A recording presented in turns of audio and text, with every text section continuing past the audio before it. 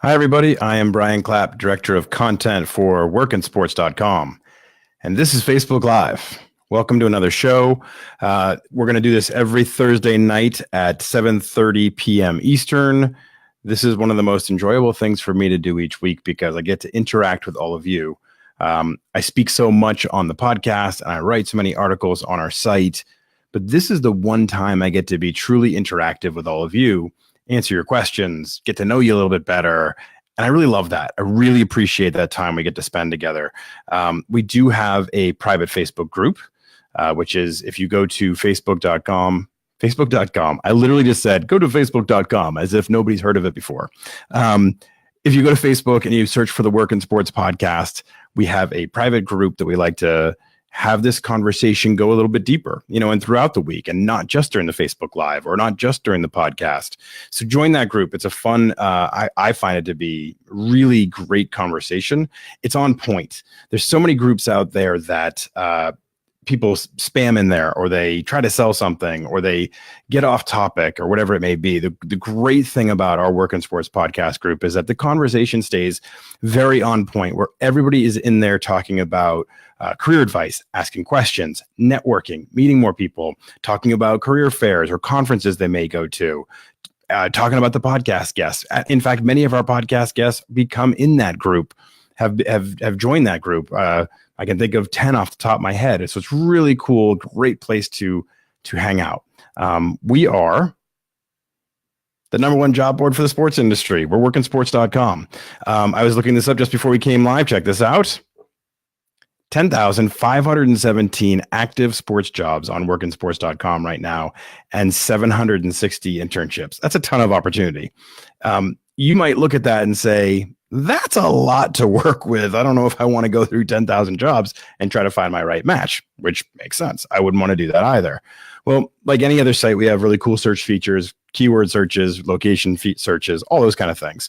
But one of the coolest things that I like to talk about is that when you upload your resume, when you sign up either for a free account or a premium account, and you upload your resume to workinsports.com, our technology searches through your resume, pulls out all the key skills, the components of you, and matches them against those 10,517 jobs that we have active, and gives you back those matches and says, hey, this one's a 5-star match for you. You should really check this out. So great way to be extremely functional.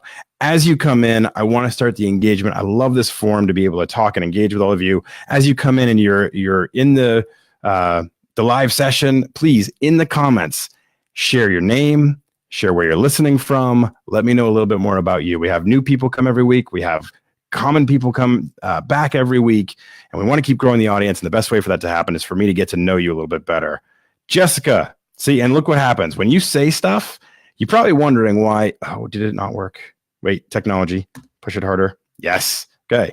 You're probably wondering why I look around a lot. Well, I've got lights, I've got microphones, I've got the content to push up and put it live. And then I'm going to look down at my screen to read what Jessica's saying. Hello, my name is Jessica, and I've been following for a while now, but it's the first time I've been able to show up to. Graduating in May, currently searching for full-time community relations or sales positions. Thank you for all you do. Well, Jessica, that's awesome. Great to see you here tonight. Thank you for being here. We will do question and answer later on in the show. Brian, good to see you here again. Sorry about Gronk. Maybe I'm the only one depressed, but I am. Becky, always great to see you as well.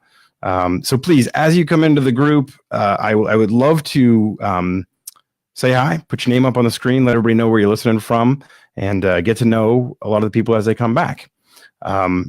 Jessica, I will tell you too, in the second half of the session, I always go open it up to all of you to say, hey, what questions do you have? Well, if you have questions about community relations or sales positions, bring that question up when we get into that section, and we can talk more about that as well.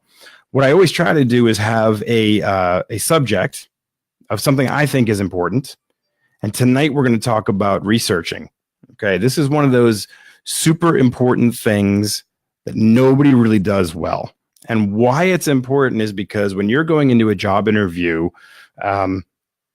the more you know about the company, and I don't just mean like, where's their office? How do I get there? You know, that kind of thing. The more you know about their business and how it operates, the better you're going to present yourself during the interview process. So when I talk about that, here we go.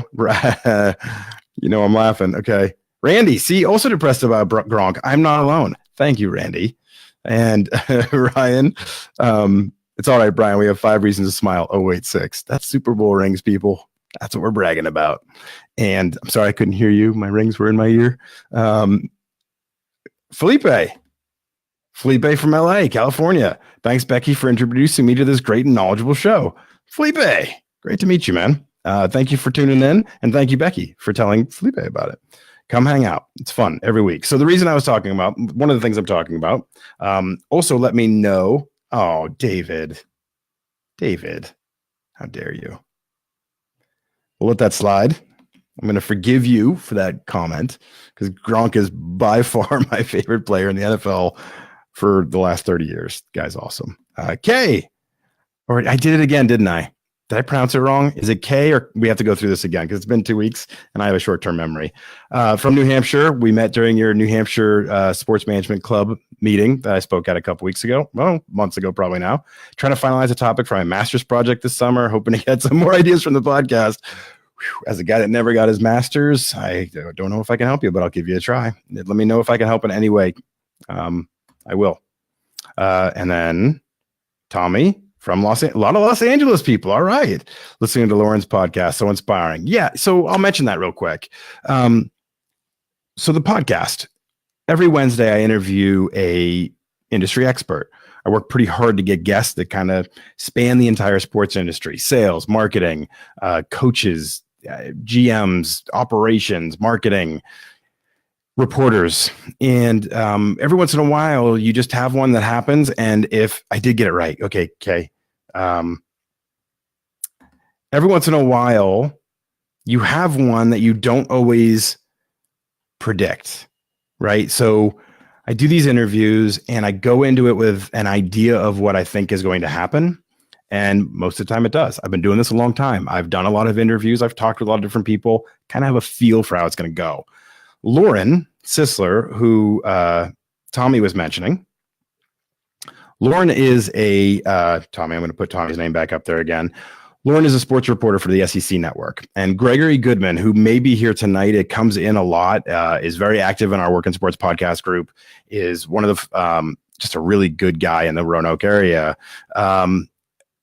Gregory connected the two of us, and he said, she's a sports reporter for SEC Network. Would you like to have her on the show? And I'm like, heck yeah, that sounds awesome. So I started doing some research into Lauren. I do a lot of research, which is kind of the topic tonight too, but I do a lot of research into my guests because I want to try to come up with questions that aren't just the same every week or aren't just the same they get all the time. You know, I try to dig a little bit deeper. So I started reading on Lauren and I'm like, oh my gosh, she, both of her parents died within an hour of each other while she was a freshman in college at Rutgers. They died of a drug overdose because they were addicts and she didn't even really realize that they were addicted to painkillers. And so we talked and I gave her all of my questions in advance. And I said, look, I'd love to talk about this subject because I think it's an important one and I think we can do some good with it. But if you're not comfortable with it, I won't bring it up at all. And she said, no, I think I'm comfortable with it. Let's have the conversation. And I don't know, it blew me away. She was so raw and so honest and shared so much of that true story. And then not only how she dealt with tragedy, because we all deal with different types of tragedy, but how she came out the other side, how she still persevered as a 17, 18-year-old when this happened. I think she was 18. How she built her career, how she went past and through, and I don't know, very inspiring. I'll get off that subject, though. I suggest everybody listen to that episode, though. I think it's one of our best from a tactical, strategic, and just emotional side. We talk about tactics a lot, like do these steps, do these things. And then we talk about strategies, like a bigger kind of all-encompassing plan for yourself, like the overarching theme. And then sometimes we get into that personal side because we all have that. We all have our own stories. And when we do those kind of all three, it's pretty powerful stuff, I think. Michael, nice to meet you. First time showing up, a semi-seasoned camera operator in the sports world, moving to Florida, looking for sports production crews. Well, Michael, I spent 20 years in the sports media at CNN, Sports Illustrated, and Fox Sports. So maybe we can talk. I have a lot of friends in the industry, but let's talk. Let's continue talking on all the things we're trying to handle tonight. Andrew, good to see you. And as new people come into the group, as you come in, please introduce yourself. Andrew, thanks for picking my topic for your Facebook Live session. Looking forward to hearing your advice. Well, Andrew, I think your advice we might do next week, because you were talking about advice for changing careers, and it's a gregory's here, everybody. It is a great topic, and I want to dig really deep into that next week. I want to do a little more prep before I start having that conversation, because people that are changing careers from one field and going to another, I have lots of ideas on that, but I want to try to make everything really tight and condensed so I give good advice. Kevin, good to see you as well. I'm late, but here, hey, good to see you, Kevin. I love it when you're here. Atlanta in the house. Love that. Gregory, Greg, you missed it. I was just talking you up for hooking me up with Lauren Sisler. So I just said some really nice things about you. Good to have you here as always. I hope things are going well in Roanoke. And then Robert, what are you talking about? Oh, maybe because he crushed the Steelers every year. It's all right. I'll let it slide. Okay, so let's get back on topic. I will tell you, okay, people say to me all the time, they're like, hey, Working Sports is a premium site. Why would I want to pay to get access to sports jobs?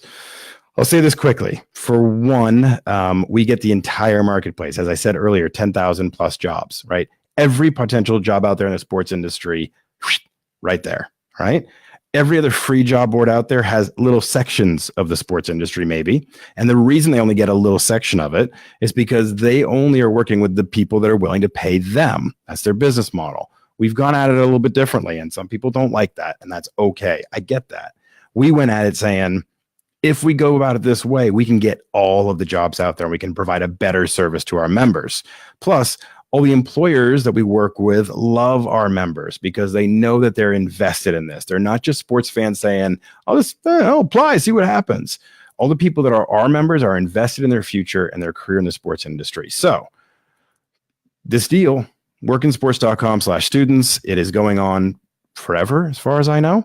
6-month membership, $30, $5 a month. Great deal. You sign up with your .edu email address. We want to do a solid for all the students out there working on a limited budget. So sign up with your .edu email address and you will get 6 months membership for just $30. And Greg, you were both great. Thanks for the shout. I actually struggled listening back to it because it was such a raw conversation that listening to it again reminded me like how treacherous sometimes follow-ups can be, because as she's talking about her personal story, I'm sitting there thinking there's 15 more questions I want to ask her about this, but I have to be judicious. I have to, ask one really good one and then maybe back away from it because I don't want to go too far with this. So I appreciate the kind words, Gregory, and I'm glad that it worked out well. Kevin, looking forward to that topic next week. I have an extensive sales background in the medical world, but looking to break into NASCAR. Okay, so next week, everybody's talking about, next week I told everybody that we're going to talk about if you want to change careers into the sports industry. So I'm going to give some tips on that. Tonight, I really want to talk about researching to get prepared for a job interview. When you are on a job interview, you want to separate yourself from the pack. Right? You are so worried about blending in and just being another number, just being another talking head. I will tell you, I've conducted hundreds of job interviews. And when I started out, let's say I was hiring somebody to be a production assistant or a camera operator or a reporter or whatever it may be, I started out the process very excited. I started out like there's going to be somebody new in the office. We're going to have new energy. We're going to have new talent, or I'm going to promote somebody from within. They're going to be super happy. This is all going to work out really well. You'd start that out. Then you'd go through 100 resumes, and then you'd go through phone interviews, and then you'd go through 10 face-to-face interviews. And you know what? Everybody started to sound the same. It's like they all read from the same, ebook of like 50 things you should say on your during your job interview. I was dying for somebody to kind of break the mold a little bit, be a little bit different, stand out rather than blend in. And sometimes the way to do that is through research. The more research you do beforehand, the more you know about the business, the smarter your questions can be, the smarter your ability to answer their questions can be. So we're going to I talk about this all the time, and people say, I just totally hiccup. Sorry about that. It's live TV. What are you going to do? We'll put that on the blooper reel. Not that I have one, but I should really start one because this happens. So the reason the research is so important, I say this and I tell people, do a lot of research into the company before you go on the interview. And they say, okay, that makes sense, but what? What research should I do? What should I look for? So I wanted to talk about that tonight. I wanted to have that conversation because it's obviously a thing people struggle with sometimes, knowing what to do. It's like, oh, I've got a interview in 3 days. I got my shirt and my suit and everything's pressed and cleaned, and now what? It's like, no, start hammering into the research. Okay. So I do want to remind everybody, I put a rainbow on this one, so you guys would all remember. As you come into the group, please introduce yourself. Say where you're listening from. Let me know a little bit about you. And we will, I was just reading a comment too, because I'm doing both things, but let me know a little bit more about you and where you're listening from, because the more often we have these conversations and the more often you're here, lets me know you personally. A lot of the people that you have already introduced themselves, I'm like, hey, good to see you again, because they've been here before and I get to know them a little bit and I enjoy that. That's a good part of this. And you get to introduce yourself to everybody else out there. Steve, I'm looking at Steve's comment real quick. Sports professor from University of Texas. Steve, nice to meet you. Asking what are the hot areas in sports hiring we might steer our students to prepare for. Okay, so Steve, that is a really great question, and I will definitely handle that. I will circle back to this in the second half hour. So in about 14 minutes, we'll circle back to your question. I open it up to all the audience questions. Fan sounds like such a stupid word. I open it up to all the audience questions after I kind of handle a little bit of our talk beforehand. So let's get into that. Research for job interviews. It already says it up here, so I don't know why I repeated it down here, but what the heck? Why bother, right? Just wing it. Just get out there. Just go. Use all your charisma. Get out there. Show them your soft skills. Bada bing. I'm ready to go. Wrong. Okay. That is wrought with failure. The more work you do beforehand to prepare, the better you're going to present yourself. Trust me. HR reps, recruiters, hiring managers, they've seen it all before. They know when somebody's winging it. They know when somebody's faking it until they make it. I used to do all these interviews and be like, this person is not prepared, even though they probably thought they were nailing it. They were all cocky and confident and whatever. No, don't do that. Be the professional person who is well prepared and well researched, and you're going to stand out for the right reasons. Okay, so let's run through some of these ideas. Number one, in research, understand how they make money. How does this organization make money? Now, sometimes it's going to be obvious. They sell tickets, they sell merchandise, they sell sponsorships, they sell partnerships.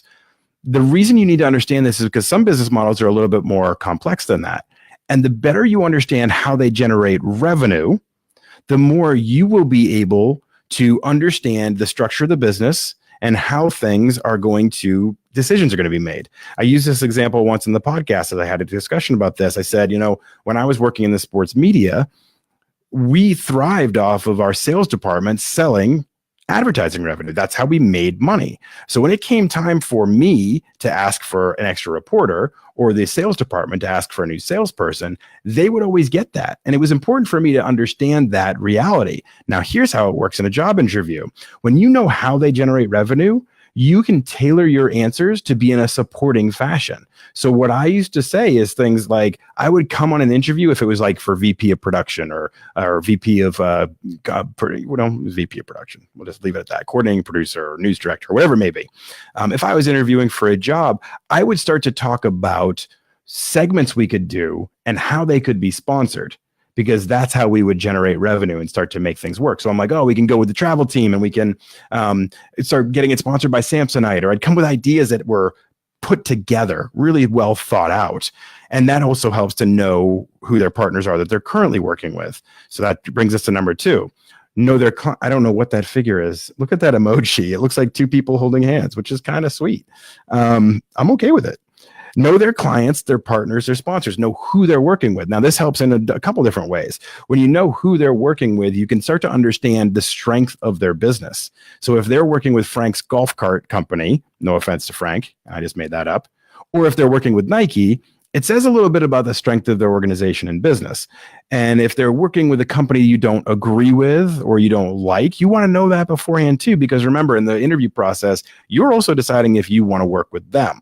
So understanding their clients and how they go about getting them and who their partners are and their sponsorship deals, a really important thing that you can start to weave into the conversation as well. If you have prior experience working with a partner they currently have, like Kevin was talking about how he wants to get into NASCAR sales, but he was previously in medical sales. Well, what if there's a client that he's worked with in medical sales that transfers over to a client in the NASCAR side? That would be really good for him to know, so that when he goes on the interview, he can say, oh, I see you work with GlaxoSmithKline. I've worked with them in the past. Having that extra layer of knowledge about who they work with is super powerful. And if Kevin hadn't done that research beforehand, he wouldn't know that. He wouldn't be able to broach that conversation and start to go down that road. Understanding the corporate structure. Okay. You want to know how this building works and how the structure is organized, who's in charge, who are the next people in line, where is your boss fit into the scale of things, not only because you want to know your career path and what it might look like, but you also need to be smart about this business. You need to know if it's really top heavy, or there are a lot of chiefs and not a lot of Indians. Well, then that might influence your workability throughout every day. Workability, I might have made that up. Your work culture, I would say. Maybe that's a better way to say it. But that will influence your enjoyment at work and what's expected of you. And also you can look at that and understand, what's my career path? What does it look like for me if I start in this job? Is there 15 layers to get to where I eventually want to be and I see myself in my career? Or is it a pretty quick path for me to get there? The more you know about the corporate structure and who's in charge, who are going to be the major decision makers, then do a little bit of research into them too. Who are the 3 people ahead of you on the org chart? Understanding that, then you can look at their LinkedIn profile. You can understand where they came from. You can understand what their influence is and where they've worked before. And you can start to tailor your questions that maybe fit some of their expertise as well. I mean, if I looked at somebody and saw, okay, my boss or the person I'm going to report to previously worked at network whatever, or he worked in the UFC, let's say, okay? Maybe then, as I'm having this conversation or we're doing the interview, there's a way I can weave in some of that into the conversation, right? There's a way I can start to cater my answers to their target area, their zone, what they're really into. The next piece of research you want to do is you want to know, that's a newspaper image. I was playing around with imagery a little bit, as you couldn't tell, and they're terrible. I'm not going to do that anymore. You want to know the news and the buzz surrounding the company. If new things are happening, if they're breaking attendance records, if they're way behind in revenue, if their CEO just did this incredible philanthropic deal, like anything happening with this organization, recent and current, and what the tone is and what's happening, you want to know about that, because that again can be woven into the conversation during your interview and can start to show the depth of you as a candidate, right? That you are up in the sports industry. You know exactly what's going on. You are attuned to what's happening with this industry. The other vibe that really gives off that is really important is that you're not just applying for a job because it's in the sports industry or because it's with your favorite team. You are focused and locked in on this being a company you want to work for. So much so, you know what's happened with them recently. You know the deals they've struck. You know their corporate sponsors. You know their corporate structure. That shows an intent. Okay. Every employer I talk to says, we want people who are qualified for the job and interested in this particular job. Qualified and interested. Keep that in your head. This is really important. We hear this all the time from employers. They're not just qualified and kind of they're not just interested, they're also qualified, right? They don't just want to work for a sports team. They are qualified. They're interested in this particular job. Super important. What did Robert just say? Robert, I'm looking. Hold on. Remove the work and sports link. I can't see the questions. What work and sports link? What work and sports link? I don't see any work and sports. You mean the logo up here? Oh, other side. The logo over here? Or this over here? You're going to have to help me out there, Robert. Send me again the one. Dylan, listening from Michigan. I'll do a quick recap and let everybody know, say hi to everybody who's just coming in. Michael. Okay, you have a question there. We'll get to that later. Kevin. Jumping on late, but I was having a tough time logging on. Kevin from Alexandria, Virginia. Yep, Kevin's here every week. Good to see you. remove the workinsports.com students link. I can't see what else you post. Robert, I can only put up one at a time. So if I have this up, it automatically takes yours away. So you're not missing anything. I pick one at a time to put up. So if I have the workinsports.com one up, like I did, hold on, stand by. If I have this up, there's nothing it's in front of that you're missing. Okay. So if I put up yours, boom, it automatically takes that one out. So you didn't miss anything. Okay. Robert, we're good. Down logo. I don't know what we're talking about anymore, but I'm going to continue. Becky, help me out. You have to translate that for me. Okay. The company culture, and number 5, company culture and work environment. I can't see what you were posting. Okay, so I'm looking at my master that is going out, and everything looks fine there. But if something's happening on the actual Facebook feed, I don't know what that is because I don't see that. I see it through my tool. So after the show's done, I will be able to go back and watch the video that as it showed on Facebook, and I'll try to understand what's going wrong and fix that for you, Robert. But as I'm showing it right now, there's nothing up there. So anyway, I've gone long enough with this, I believe, and people are losing interest in that. So company culture and work environment. There are a lot of sites that will tell you about the corporate culture of an organization. You can do a lot of research into this. And it's important because, again, you are applying for this job. It doesn't mean you're an indentured servant. You need to know it's somewhere you want to work. You are finding out about their company so you know if it's going to fit you personality-wise. Yes, most of the research you're going to do is into their company, but you also want to find, so you can sound professional during the interview, you also want to find out things that are going to benefit your decision-making process if you want to work at this company, if it's going to fit your personality. If it doesn't, that's important. Your work environment is very important. I was at a party this past weekend and I met somebody who works at a extremely large company in a city I used to work in that starts with an A and has a .com at the end. But I'm not going to name any names because I'm not going to slander. And she was saying that she worked there and she did not really like it because the environment was extremely cutthroat. If I did a search on that company and corporate culture, I would know that before I even went into the interview process. So do that. Do that little bit of work and see what you can find out about it. Glassdoor shows a lot of employee reviews of a company, anonymous reviews. You can't always trust it because you get a lot of disgruntled people, but you can start to learn a little bit more about the company, and that can really help. Learn the competitors. Who does this organization compete with? Now, if it's a sports team, it's not always like, oh yeah, their competitor is, the other teams that they compete against or the other local sports teams. But if it's anything other than that, if it's a product company, if it's a marketing agency, it's a whatever it may be, know who they are competing with, because that will want to come up in conversation too. And it couples beautifully with their partners and their corporate sponsors and all of those things, because your competitors are going to be competing for the same dollars. And your competitors, you can analyze their site or their product and see where there's vulnerabilities that you might be able to bring up during a conversation. You might be able to cite what they're doing well or what they're doing wrong and use that as a leverage point in the conversation during your interview. I always refer to interviews as a conversation. I say the word conversation a lot because that's what you want to strive for. I'm going off tangent a little bit here, but I do that. That's what you want to strive for. You want to try to turn the interview, which is very static, and they ask question and then I answer and we go back and forth and there's you want to try to turn it into a conversation. You want to try to turn it into a dialogue, because once you build that comfort in the conversation, that person starts to see you as somebody different than an interview subject. They start to see you as somebody they can talk to and have a conversation with, who's intelligent and interesting. So that's why I use the word conversation a lot. Weave it into your conversation.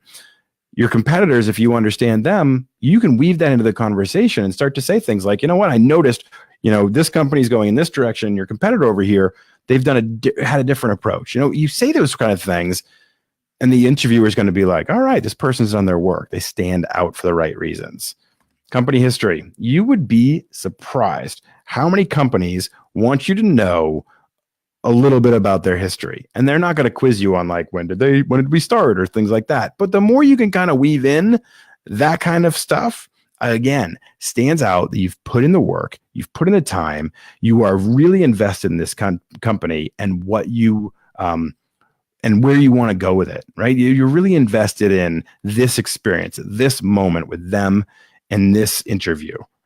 If you are able to weave that in a little bit about the company history, you're going to, again, stand out for really strong reasons. If you do these things, if you do these 7 things, you are going to feel more prepared. You are going to go into that interview feeling like, all right, I got this. I know myself really well. And that's going to be the last one. But the last one, 8, and I didn't write out a graphic for this because I wanted to see if I had time to get to it, but I'll make it quick. The last thing you want to do too is you want to research yourself. And this is going to sound a little existential, but work with me on this. What I mean is nobody else is going to be able to answer these questions for you. They're going to ask you questions about, like, tell me an experience when, you had to overcome a mistake you made, or tell me about yourself, or tell me a time that you had to lead a small group, right? Go through all those things in your personal file, in your brain, right? Understand the things you've done before. Think about those moments, because those are the kind of questions that are going to come up. And you want to make sure you nail them.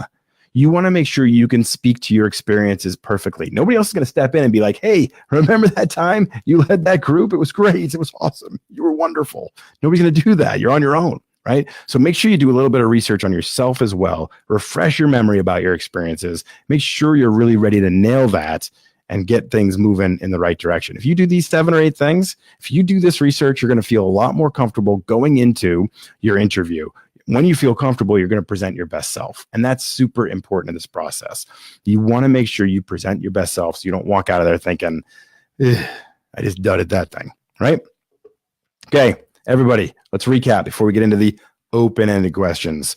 I am Brian Clapp. I'm the director of content for workandsports.com. Robert's probably going to message me soon about this graphic affecting the entire show. Sorry about that. And I'm not busting your balls, Robert. I'm just having a little fun. The blue, here it is again. Okay. Robert, Jennifer Atkinson is correct. The blue background with the work in sports for students is blocking what people are posting. Okay. Sorry about that. Okay. So before we get into the questions, who here is subscribed to the podcast? Let me know in the messages. I want to know who here is subscribed to our podcast, because that always influences. Just give me a yes and let me know that you are subscribed to our Work in Sports podcast. If not, you should be. You're very disappointing to me if you're not. So put that in there, okay? I want to know who is subscribed. And now we're opening it up to all of your questions. Now I want to go back to, I'm going to scroll back while all you guys tell me whether you are subscribed to the podcast or not, the Work in Sports podcast. You can subscribe wherever you listen to podcasts. I'm going to go back to Steve for a second. Okay. Steve is, let me get this back on track. Sorry for a second. I got to work the graphics here. Lots of stuff going on. We'll go here. Okay. Because I want to make sure I don't lose anybody's questions who's already put things in. Okay, Steve is a sports professor. Good. Kevin, Gregory, Robert, Kai, Randy, subscribed. Awesome. Good. Thank you. It means a lot. Now I want you to go share it with 15 other people. That's your next assignment. Sports professor Steve from University of Texas asking where the hot areas in sports hiring right now, where might steer our students to prepare for. Steve, this is a great question. Okay, and I want to make sure I came back to it so we could talk about it. I'm going to take it off the screen just because it's taking up most of my face. Hold on a second. There we go. Okay, so hottest areas. I talk to hiring managers all the time. Analytics, as you said, is a really growing area. Every team professionally has analytics teams, right? They have groups inside of them. They are growing exponentially. They're really growing fast because analytics has kind of borne fruit, right? It's proven to work, and that's important. Analytics is big, and it's also growing. Colleges are adapting it more. University of Texas, I'm sure, has some analytics people on the football side and probably the baseball side. It's happening more and more in hockey. It's happening more and more in soccer. There's a lot of sports that are figuring out the analytics and the statistical revolution, as I like to call it. I would suggest the podcast interview I did with Louis Paulus from the Philadelphia Phillies, who's their lead quantitative analyst. Very interesting interview to me, because analytics has never really been my thing, but it is a really growing part of the field. Sorry, it's live. I had something in my eye. I think it was a bug in my office. Anyway, so that's one area. The other is business analysts. Okay. Teams and organizations are operating with a data focused mindset, and they're using analytics not just in player evaluation. They're also using it in their business evaluation, dynamic ticket pricing, modeling, forecasting, all of those kind of things in order to, on the revenue side. In addition, digital media and social media is still incredibly growing. What I would tell you to advise your students is that social media in today's world, and to get hired in that world and to work in digital media, is not just about editing videos. It's not about making GIFs. It's not about being the most creative mind at the time. It's a lot of it is also on the analytics side, tracking results of campaigns, understanding things like Facebook Insights and Twitter sponsorships and budgeting, and understanding impact and reach and all the data that goes into the decision making. So social media on the analytics side is also growing a lot. So the economics and analysis side. I've also said 100 times before, one of the things that's really impressive to me is that general managers in most sports now, they used to be all like old grizzled scouts that worked their way up and went up the ladder or whatever. Now they're like 29-year-old economics majors from Princeton, right? So there's definitely more of a numbers-based world that we're living in now, and I think everybody wants to get in front of that. I don't know esports, but esports is a really growing dynamic right now. Teams are investing in it. There's a lot of money behind it. It's working. They're selling things out, and there's a lot of different types of jobs that are associated with it. I think sports betting may be something that continues to grow. It's definitely going to continue to grow. I don't know what the career opportunities are going to be like. I don't know that exactly, but that's something that is interesting and developing. Sales jobs are the constant. Really, every one of your students should know sales. So should have some sales experience, and writing skills, because these are the things that don't exist anymore. People don't a lot of times don't think to themselves, I need to learn sales skills. But 53% of the jobs in the sports industry are in sales. So having those sales skills and the revenue creation skills are super important. And then writing skills, because there's just not enough of them nowadays. Not enough people have the writing skills that are needed. It's just a fact. Let's jump into some more questions here. But Steve, if you have a follow-up on that, please let me know, because I think it's a very interesting conversation. Jessica, I recently, phone and in person, interviewed for an inside sales position with the team and just found out they chose someone else. Oh, it's not a question, but I do feel bad for you.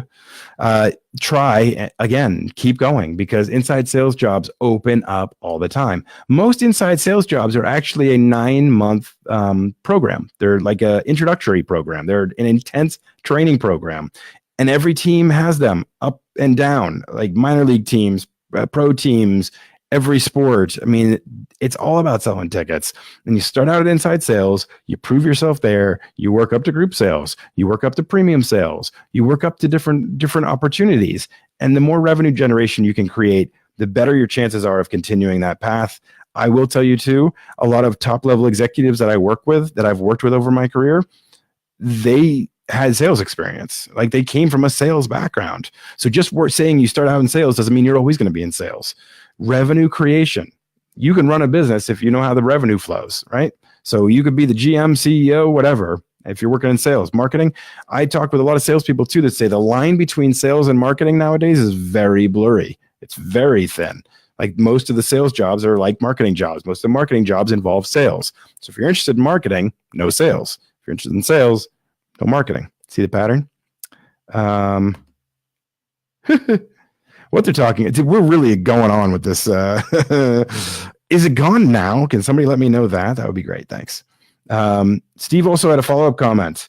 Use industry sources like Sports Business Journal to know the vocabulary issues. Yep. i.e. activation, over the top, dynamic ticket price. I said dynamic ticket pricing. Yes, this is true. When you read the trade magazine, Sports Business Journal, when you read stuff on our site, when you listen to our podcast, you're going to hear the industry jargon. And that's going to be important too, because it shows you are really connected to the industry. Terms like partnership activation didn't exist 10 years ago. They really didn't. They're kind of it's kind of a new terminology. Matter of fact, I have a guest, Chelsea Zahn from the Steelers, who's in partnership activation, coming up on the podcast in a couple weeks. Over the top dynamic ticket pricing. We can talk about all these things, but he's right. Knowing those keywords is very important. All the ways that people are talking. Okay. Jennifer. Hi, Jennifer. That is so true. And knowing what your examples will be to the questions, confidence in your answer shows. Yes. Getting back to the earlier topic, having your own research done where you really feel like you have a firm grasp on how you'd answer and handle certain questions. There's certain questions that are pretty much going to come up every time in a job interview. Tell me about yourself. Tell me about a time you had to lead a group. Tell me about a time you faced a challenge and how you overcame it. Those sort of things are going to come up a lot. So have those answers kind of worked out in your head beforehand. And you're going to say them with a lot more confidence rather than being like, ooh, I know I led somebody sometime. What was that again? Okay. Gregory. Advice on using LinkedIn or other connection methods. Research the company and some of the staff, but attempted connections may not get seen or accepted. Any suggestions for alternative ways to connect? Alternatives to LinkedIn, is that what you're saying? I live on LinkedIn in a lot of ways. It's such a great tool that just wasn't there 20 years, 15 years ago, that provides so much great information. But you're right. Sometimes you try to connect with people and maybe they're not on LinkedIn very often. Maybe they don't, they're not looking for a job, so they're not going to really go to LinkedIn, or maybe they don't see it as a business platform for them, so they don't go. So you might connect with them and never hear from them again. You can still do a lot of research into the company through LinkedIn. You can find out the number of employees. You can find out the names of people that work there and the different types of titles, which is super important. And just all those kind of data points. You can also just do, Google searches to find out information on the company. As far as making connections, I mean, I've done it before where I've understood this is somewhat creepy. I'm not suggesting this, but if you know that the email structure, because one person at the company, it's like first initial, last name at Texans.com or whatever, you can figure out their email and you can reach out to them. I've done it before. It's actually worked really well, but it's kind of creepy. And I don't always love that. So other ways to kind of connect with people through LinkedIn. I mean, other than LinkedIn, face-to-face, face-to-face calling. There's ways to get to meet people. I think being out there and being present is a good way to just be seen and be out there. Got a lot of people saying yes that they are subscribed to the podcast. Thank you for that. That's awesome. It could be great if you share that more people. Jennifer, I'm not sure if I'm subscribed, but I listen to them weekly. Good enough. Listen to them all. I'm a happy guy. Felipe, subscribe, but just started listening. You have 169 episodes to catch up on. Get to work. Next week, I want a full report. Thank you, Felipe. Yes, Becky gets her podcast notifications. Thank you, everybody. This is important. I want to make sure that the information we're sharing is always on point. This is also your opportunity to say, hey, Brian, one thing you haven't talked about is this. Can you talk about that in an upcoming podcast? And this is a great way for you to engage with me and tell me subjects you want me to handle, either here or on the podcast. So, Michael, I've listened to an episode of the podcast, but I'm going to be listening regularly now. Great, Michael. Good to have you. That's awesome. I will tell you the Monday podcasts are like 15 minutes. They're kind of shorter. It's usually a fan question that I go into great depth on. And then the Wednesdays are the in-depth interviews that I do with industry experts. Robert, you're asking me what my Twitter handle is and how to use Twitter for networking or sports industry purposes. It's a good question. My Twitter handle is Work in Sports. I manage the Work in Sports account. So when you see anything coming out of there, that is me. I have thought recently that I probably should make my own, because everybody does they reference me as the host and then they have it without a handle. So I probably should have my own, but I don't know. Seems like a lot to manage. Yes, I'm complaining. But how do you use Twitter for networking or sports industry purposes? Okay. So really the method on Twitter is that 80% of what you do should be not focused on you. And this is more of from a business standpoint. 80% of what you tweet out should be focused on something other than your business, right? So 80% of what you share shouldn't be blog posts or podcast episodes or promotions. It should be industry chatter. It should be interesting articles or comments on what other people have said. And then 20% can be, your 80-20 rule. Your 20% can be promotions and podcast shares and things like that. So as far as networking for me, I follow anybody that retweets us or likes us or anything like that, or anybody that I find is interesting in the industry. I follow all of our podcast guests. Matter of fact, I make a list of everybody who's been a podcast guest, and I can look at that really quickly on my Hootsuite, and I can just see what all of our podcast guests are up to. And it's a good way for me to keep in touch with them. I kind of look at them as my networking hot sheet. Those are my people that I try to really keep in touch with because I've already started to form a relationship with them. And there might be times I want to have a deeper conversation with them on a certain subject. I keep in touch with Vincent Pearson, and I keep in touch with Mike Judge from the Browns. And I keep in touch with all the different people I talk to, and they've helped me meet other people in the industry as well. So I use it to see what Nicole Lynn, I talk to her all the time on Twitter. Dior Ginyard, I do the same thing with him. There's a lot of people that I keep in touch with. Twitter is a nice, fast way to kind of keep in touch with people and maybe make a compliment or maybe just say something quickly. And so that's how I use it. I do sometimes DM with people. I've booked some guests that way. Deandra Duggins from the Baltimore Ravens comes to mind. She actually slipped into my DMs and said, "I'd love to be a guest on your show." And my response was like, "Well, who are you?" And I was terrible. I get a lot of people asking to be on the show, and usually my instinct is like, I don't know who you are, or why would I want to have you on the show? And so I kind of did it, and I didn't mean it to come off the way it did. And I was like, "Oh my gosh, I'm so sorry. That was terrible." And she was a great guest. I mean, she works with the Ravens. So Twitter, I don't use it as much for networking. I use it more as a follow-up tool, a way to keep in touch with what people are doing. It more enhances the relationship moving forward. And I tend to connect with people and then gravitate over to a LinkedIn or something like that, where we can message in a little deeper format. I might say something like, "Hey, I connected with you on Twitter. I'd love to, talk with you over here," whatever. Okay. I did see this from Jessica before. For better receiving I want to, you had your post up there, but you didn't finish the thought. So I read it now. What advice do you have for receiving rejection and utilizing it to better yourself for the next position? And yes, I subscribe. Good answer, Jessica. Okay. So what I think everybody needs to learn and understand is that every part in this process is a learning opportunity. You cannot internalize this and make it feel like it is about you. Now, let me rephrase that. There's two things that have to happen. You have to look at what you went through and think to yourself, okay, were there certain questions I didn't handle well? I need to think about that the next time around. I need to do a little bit more soul searching or a little more digging or a little more preparation to be ready for that question. So that's very tactical, right? I didn't answer this well, so how am I going to respond to this the next time around? That's very tactical, but also helps you out for your next time going around. You can think about yourself on a broader level and say like, okay, did I bring my full personality? Did I really feel comfortable? Did I give off the right vibe? Okay, those are all things you need to analyze and do it in your own style so that you're more prepared for the next time around. I really like the idea, though, of understanding like what questions did I not really handle well, or what did I feel awkward with, or what did I struggle with? Okay, those are really important things to start to hammer in on, because the more and more interviews you do, the more and more similar you're going to feel. Okay.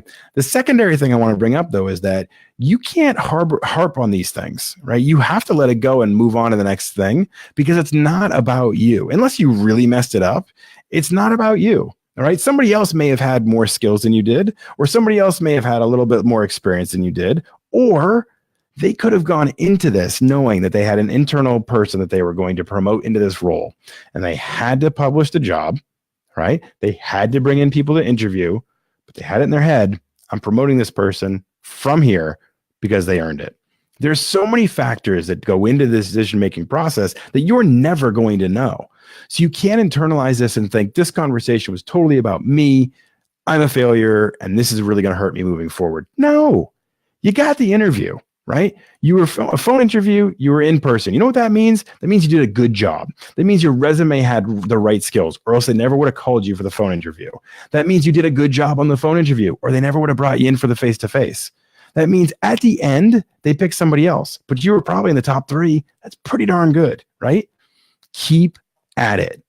Keep that mentality strong too, because it's easy to start to think to yourself, I'm not cut out for this, or I'm never going to get it, or it's never going to happen. And you got to get rid of that self-talk. It's a tough a job market out there. I don't care what anybody says about unemployment numbers or anything like that. And it's not just in sports, it's in every industry. People are more qualified than ever. People are smarter than ever. People are more competitive than ever.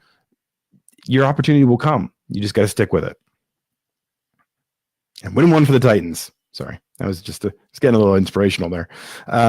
Okay, Kevin. Interviewed with a VP at NASCAR track, got the sell me this pen question suggestions there. I don't have a sales background. I'm not going to be able to sell you. I'm not going to be able to tell you sales techniques. My friend Bill Gertine, who works for ISBI 360, I might have that wrong. Inspiration Sports Business Institute. They're awesome. And they do tons of sales training, and they will be able to tell you all this kind of stuff. I am terrible at that kind of thing. Sales are not my thing. I'm like a fish out of water. Although I will tell you, we have a new product we're going to be coming out with pretty soon. I have been spending the last 4 months creating an online course. This is super intense, right? I've been working really, really hard on this. It is some of our podcasts. It is articles, videos, quizzes, worksheets, cheat sheets, downloadable files, and it's going to be coming out pretty soon. And it is the gap is what I like to think of it in my head.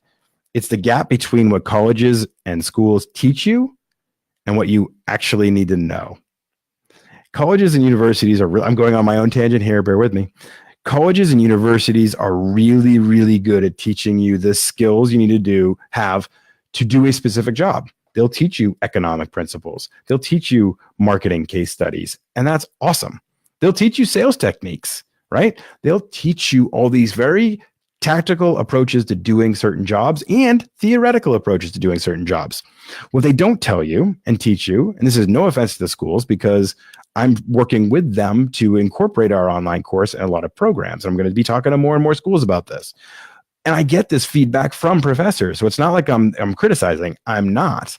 Most professors tell me we don't have time to teach students a strategy for how to get hired, the steps they need to take, how to nail their resume, how to master their cover letter, how to gain the right experience, how to handle an interview, how to go on a job interview, how to handle a phone interview, all those things, how to network, where to network, who to network with, how to follow up with people, how to have a good long conversation with them and continue to build a relationship, right? That's what our course is going to teach. All of those skills that will actually help you get hired. Because in the end, the colleges want you to get a job, but they don't have the time to teach you those specific skills. So we're hoping to provide this supplemental course to work with colleges. And you know what? We're going to make it ridiculously cheap. I'll just leave you with that. Okay. Dave Trailer. Dave from Charleston checking in. Haven't been connection issues. Never cool. I think we've actually had a pretty solid connection on my end tonight. Sometimes I see it digitized and it drives me nuts. But it doesn't look like it's done that tonight, although I do have to trim my beard. Okay, that was weird. Steve, thanks. Oh, good. I'm glad that helps. Steve, let's have a conversation offline. I'd love to connect with you and learn more about what you do at University of Texas. Okay. I ask if they have any advice for my next application. I'm not sure what you mean there. Becky, help me out. Unless you were speaking with somebody else in the group, that could be. Steve, look for fellow alumni in an organization in LinkedIn. Get them to help you connect with your target. Yes. So Steve makes a really good point. LinkedIn is another great tool. Like Steve's talking a very specific thing. I think one of the networking connections you should make, and that not enough people do, is to find some common thread that you have with just about anybody out there. Find that common thread and pull on it, right? So you were an alumni of my school, and now you're working at a place that I'd love to work. Well, that's a good enough reason to connect with somebody. You got to say it nicely. You got to put it in your note. You got to give them a reason to connect with you. And then sometimes what Steve is suggesting is you can kind of work the angles a little bit. Maybe you can connect with an alumni at the organization who can then connect you with the person who doesn't log into LinkedIn that often. So work the angles. Look at that. Be creative in the way you handle things. Good suggestion, Steve. Something just weird happened on my screen. That could have been me though. Oh gosh, Kevin, I hate this question. Yeah. So, okay. This is very real. This happens all the stinking time, and I hate it. A firm is asking for my salary requirements. It's a small company with not much presence online to do research on. That's a really tough scenario. I hate the salary requirement question. I hate it. I hate it. I hate it.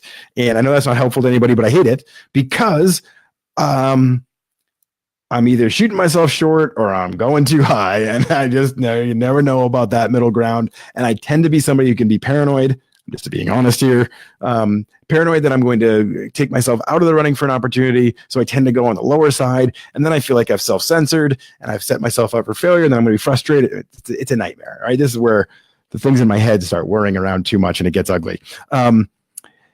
So what I've learned now, this is my own personal process. When they ask for the salary requirement, I do some research, not necessarily at the company, but at other companies. I talk with people I know in the industry. I talk with any connections I have and try to get a rough idea. And then I add 15% because I tend to naturally go to the low side because I don't want to take myself out of a running for a job. But I need to learn too. And what I've always told myself, and a lot of other people have told me too, is that if you go too low, they sometimes don't take you as seriously. They might think you're desperate, or they might think you're not as qualified as they thought you were. So I always go with my conservative start and then add 15% to it. And that kind of has always worked for me in some sort of way. It's always worked. And Kevin follows up and says, I'm just saying that if I'm way off, 15 to 20K, is that an applicant ending move? Even though I did say I'm open to negotiation in my cover letter. I'll put that up there. I don't think that is a yes or no question. It's going to tell them a little bit more about you and what you expect. And they are going to use it to compare you to other people that are applying for the job. I bristle at this question because I do think it's so hard to answer, but don't sell yourself short and go too low because you're afraid it's going to take you out of the running. Be confident in yourself and what you bring to the company and try to give a fair offer plus. Give yourself that little plus. Go a little bit above what you think, okay? So you don't short yourself. Okay. Gregory. Uh-oh. I see. Can you pull back the curtain a bit? Okay. Can you pull back the curtain a little bit? This always makes me nervous, pulling back the curtain. I want to know what you want to know. Can you pull back the curtain a little bit on the process for using workinsports.com and how a hiring manager would view the applications? Are the applications filtered prior to them seeing to weed out non-qualified candidates? Actually, it's a really good question, Gregory. Okay, so I'm going to answer this two different ways. I'm going to answer this for where we are right now and where we're going, because that's really important. We're almost at the end, but I'm going to go a little bit longer because I think there's a lot of questions I haven't gotten to, and I'll try to get to a couple more. So on workinsports.com, we end up working with the employers currently. We end up working with the employers through their system. So if you go through our site, you find a job that interests you, something you match up well with, your skill set is what they want, perfect. When you hit that apply button, it's actually going to redirect you to whatever the process they have told us they want. So it might take you right into their applicant tracking system, or it might send an email to their hiring manager right away. So we're pivoting you to their system. So we don't actually handle your application, and we don't filter it. We don't change it. We don't even touch it. We literally pivot you directly to the employers. Okay. It's that simple. Now, what are we working on? What we're working on is a more robust communication system that can interact between you and the employer. We're still not going to take your application. We're not going to do that because we're not an applicant tracking system. There are other sites for that. They're really good. Companies, employers already use them. We don't want to compete in that space.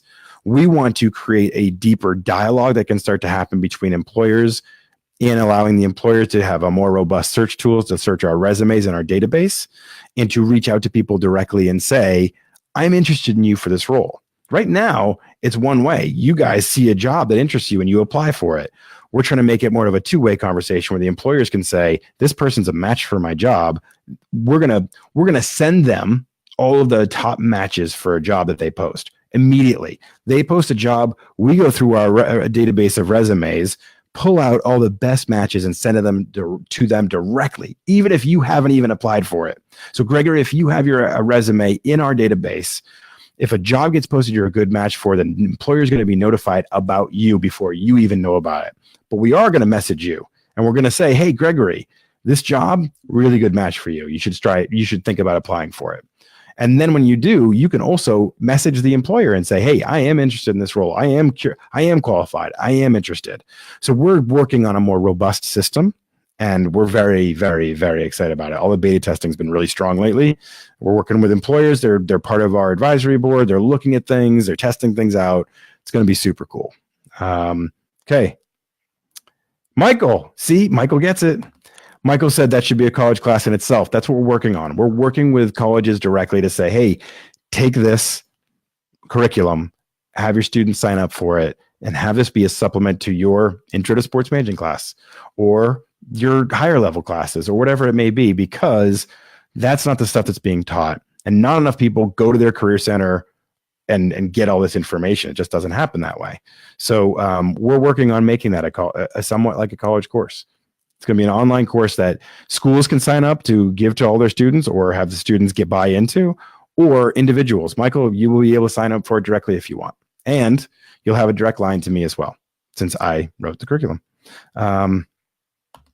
Michael says, my college had resume building and interviewing as part of its curriculum. It was covered in a sports management class. It's great. Not enough schools do that. Most of them actually don't do a very good job of it either, because a lot of the professors are more researchers than they are practicing. And so we, a lot of time, need to teach a little differently. Okay. Kevin's got to run. Good night, Kevin. Have a good night, everybody. Got to run to a conference call for a $2 million deal. Hey, gotta like the commission on that one. Kathleen, oh, good. Sharing with somebody, sharing with a relative, possibly, it looks like, or that's good. Share this session. We do it every Thursday, 7:30 p.m. Dave, we're going to scroll through these really quick just to see if there's any quick questions I can get to before I sign off. Looking at team-sponsored networking events in Columbus. CLT is Columbus, right? No. CLT. I think it is. Whatever. In Jacksonville. Have experience for coordinator and above positions. Any tips to stand out? Team-sponsored networking events. So the team-sponsored networking events, from everything I'm told, do not always go that well because it's more of a group sales event. They're trying to just sell a group of tickets, and then they kind of half-heartedly go at the career fair networking event side. Try it out, see if it works for you, but I haven't always heard good things about those sessions.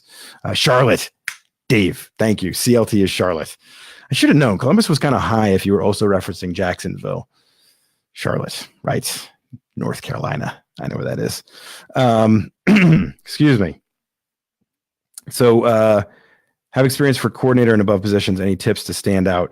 You know, I have a whole session in the curriculum I was just talking about. I have a whole session on career fairs and conferences and how to stand out.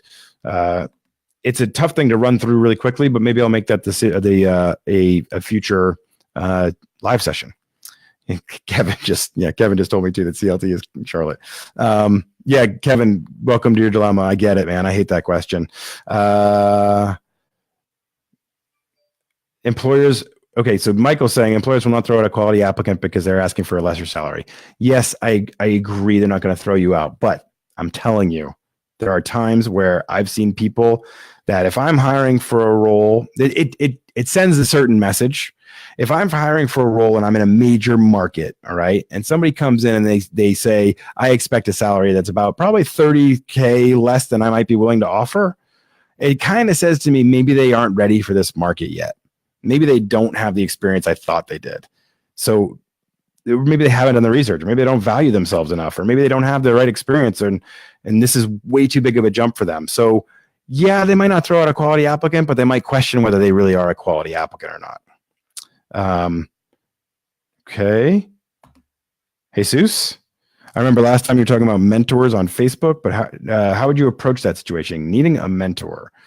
Mentors happen very organically. It usually happens from experiences. It might be somebody you hit it off with at a conference, or you meet at a networking event, or some work environment, or an internship environment, or a volunteer experience.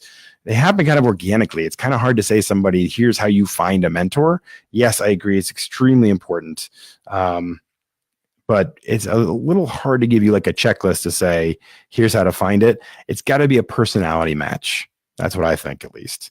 Robert, for weeks you were unavailable to host, could you have a guest host for the Facebook Live? Boy, you replaced me pretty easy. We all have conflicts, Robert. I mean, trying to do this every week is difficult. But no, I don't have a guest host because they would make me look bad. They might be better than me, and I don't want that. It's a good question. Maybe we can come up with somebody, Robert. We'll work on that.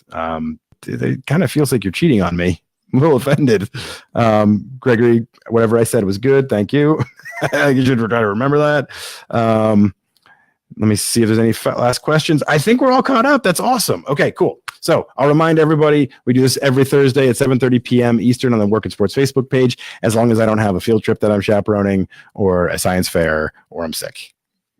That's life, people. I'm trying to be as consistent as I can, but I'm doing this off hours too. So I'm trying to provide as much value as I can when I can. Great deal, workatsports.com/students. If you're a student, sign up with your .edu 6-month membership, $30. Totally worth it. Next week, we're going to talk about career changing into the sports industry. So if you've been down one path, you're not happy with it, you want to change tacks and get into the sports industry, that's what we're talking about next week. So get your questions, sign up for our Work in Sports Facebook group, the podcast Facebook group. I think that's all I got for now. Thanks for listening, everybody. Always great to see you. Thank you. See you next week. Bye. Goodbye.